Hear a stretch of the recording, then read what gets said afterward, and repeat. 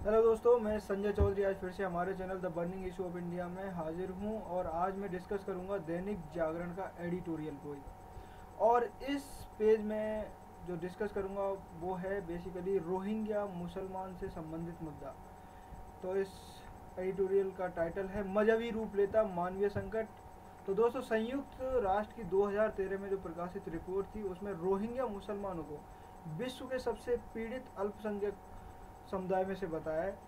तो इस एडिटोरियल पर विस्तार से जानकारी देने से पहले मैं कुछ बेसिक जानकारी देना चाहूँगा म्यांमार के बारे में। म्यांमार, जिसे कि प्राचीन काल में ब्रह्म देश भी बोला जाता था, इसको आज़ादी मिली थी 1948 में। लेकिन 1980 के दशक में नागरिकता कानून पास होने के बाद भी वहाँ पर अभी तक बात करें तो रोहिंग्या मुसलमानों को, जो कि माइनॉरिटी कम्युनिटी में है, उनको नागरिकता नहीं मिली है।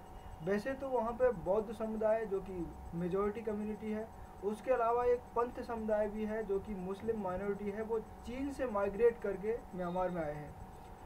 और मैं अभी बात करूं तो रोहिंग्या जो मुसलमान का मुद्दा है वो आज का नहीं है, ये काफ़ी वर्षों से चला आ रहा है। और लास्ट ईयर की भी बात करूं तो भी हिंसा यहाँ देखने को मिली थी।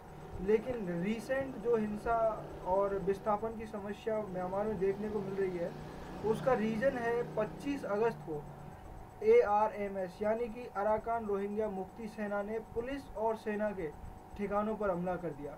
और उस जवाबी हमले की कार्रवाई में वहाँ पर जो म्यांमार की सेना और पुलिस ने वहाँ पर इन रोहिंग्या मुस्लिम्स के ऊपर अत्याचार करना शुरू कर दिया। उनके घर जला दिए, उनके आवास नष्ट कर दिए, उनका खाना पीना छीन लिया। इस तरह उनको वहाँ से विस्थापित होना पड़ा। और हम देख रहे हैं लगभग 15 दिन के भीतर ही तकरीबन 4 लाख से ज़्यादा रोहिंग्या मुसलमान वहाँ से विस्थापित हो चुके हैं और ज़्यादातर मुसलमान अभी बांग्लादेश में शरणार्थी शिविरों में रह रहे हैं। तो दोस्तों, अब मैं बताऊं कि अगर इस आर्टिकल पर जाएं तो बताएं कि इसका इम्पैक्ट क्या पड़ेगा, इसका इम्पैक्ट इंडिया पे क्या पड़ेगा और दूसरी कंट्रीज़ पे क्या इम्पैक्ट पड़ेगा।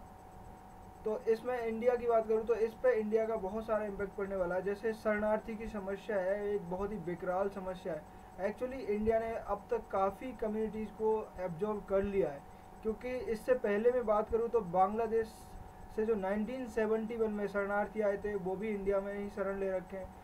और उसके बाद में बात करूँ तो तिब्बत हो गया, अफ़गान हो गया, नेपाल हो गया, समय समय पर वहाँ से ये लोग माइग्रेट करके इंडिया आए हैं और इंडिया इनको शरण देता रहा है। तो इस तरह से शरणार्थी समस्या बढ़ती जा रही है और ये अब एक लिमिट हो गई है। इंडिया को इसके लिए स्टैंड लेना पड़ रहा है। दूसरा बात करूँ तो संसाधनों पर दबाव, जैसे कि बेसिक शिक्षा, स्वास्थ्य, आवास, इन पर दबाव पड़ जाएगा। तीसरा पॉइंट में बात करूँ तो शांति एवं सुरक्षा को खतरा बढ़ जाएगा, जैसे कि जमात उद दौला या फिर लश्कर ए तैयबा जैसे संगठनों के सक्रिय होने की आशंका बढ़ जाएगी। नॉर्थ ईस्ट में अस्थिरता का खतरा बढ़ जाएगा। इससे ये जो नॉर्थ ईस्ट का पार्ट है वो इंडिया से सेपरेट होने के चांस बढ़ जाएंगे। और लास्ट पॉइंट की बात करें तो ड्रग ट्रैफिकिंग, ह्यूमन ट्रैफिकिंग, ऐसे भी मुद्दे बढ़ सकते हैं फ्यूचर में। तो what India has done in the past, मतलब पास्ट में इंडिया ने क्या किया, मैं ऑलरेडी डिस्कस कर चुका हूँ। और मैं बात करूँ कि इंडिया की जो इमेज है वर्ल्ड में किस तरह की है, तो इंडिया का जो पहले से ही एक विचार बना हुआ है लोगों के सामने, अतिथि देवो भव का जो इंडिया अपना टैग लाइन रखता है, हमेशा से अतिथियों का सम्मान करता है। लेकिन अब एक समय आ गया है, एक एब्जॉर्बेंस की लिमिट है वो लिमिटेड हो गई है। अब उससे ज़्यादा इंडिया एब्जॉर्ब करने की क्षमता नहीं रखता है। ऑलरेडी इंडिया में 40,000 से ज़्यादा गैर कानूनी रूप से रोहिंग्या मुसलमान रह रहे हैं। और हमारे देश के डिफरेंट डिफरेंट स्टेट्स में, जैसे कि हैदराबाद हो गया, जम्मू कश्मीर हो गया, वहाँ पे आप देख सकते हो इन मुसलमानों को। लेकिन इसके साथ ही आप ये भी देखोगे कि इन स्टेट्स में ने भी अपना विरोध प्रदर्शन जारी शुरू कर दिया है, क्योंकि वहाँ पर प्रॉब्लम्स हो रही हैं वहाँ के लोकल नागरिकों को। तो अभी मैं बात करूँगा कि अब इंडिया को क्या स्टैंड लेना चाहिए। इंडिया को रोहिंग्या मुसलमानों को, जो कि एक मानवता वाला एक इशू बन गया है, ट्राई टू स्टॉप विस्थापित, मतलब विस्थापितों को स्थापित स्टॉप करने की कोशिश करनी चाहिए। But now it's a dilution क्योंकि सुप्रीम कोर्ट में एक रिट फाइल कर दी गई है इसके लिए।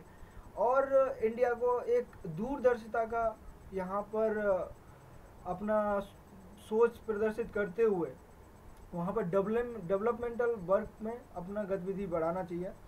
और अगर मैं इस आर्टिकल के वे फॉरवर्ड की बात करूँ तो वे फॉरवर्ड में कोई भी देश या उसका कानून मानवता का संहार करना नहीं सिखाता।